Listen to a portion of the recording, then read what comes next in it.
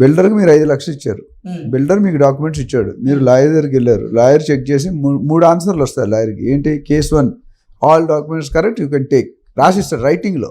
ఎప్పుడు లాయర్ని రైటింగ్లో ఓరల్ తీసుకోకూడదు. 10-20 పోయినా. రెండోది రైటింగ్ ఉండాలి, వాళ్ళు లెటర్ మీద ఇస్తారు వాళ్ళు. రెండోది 10 డాక్యుమెంట్స్ ఉండాలి, అందులో 8 ఉన్నాయి, 2 మిస్సింగ్ ఉన్నాయి. ఆ 2 తెచ్చుకుంటే కొన్ని, లేకపోతే కొనొద్దు. Second case. Third case rejected. So reject చేశాడు అనుకోండి, అప్పుడు బిల్డర్ కట్ చేయడం, పెనాల్టీ కట్ చేయడానికి ఉంటుంది. మొత్తం ఎంత తీసుకుంటే అంత వెనక్కి ఇవ్వాలి.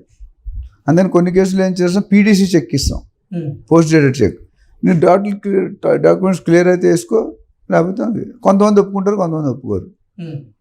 సో ఇంకో సెకండ్ కేసు చెప్పాను కదా, 2 డాక్యుమెంట్ మిస్సింగ్ అని. అంటే తాతగారు సడన్గా చనిపోయారు, కొడుక్కి ట్రాన్స్ఫర్ చేయడు, 50 సంవత్సరాలకే చనిపోయాడు, ఈ పేరుని ట్రాన్స్ఫర్. లింక్ అంటే లింక్ మిస్ అయింది కదా. ఇంగ్లీష్లో ఒక సామెత ఉంది, weak link in chain collapses the whole vehicle. మన చైన్ ఉంటుంది, సైకిల్ చైన్, ఒక లింక్ లేదన్నో మొత్తం సైకిల్ తిరగదు.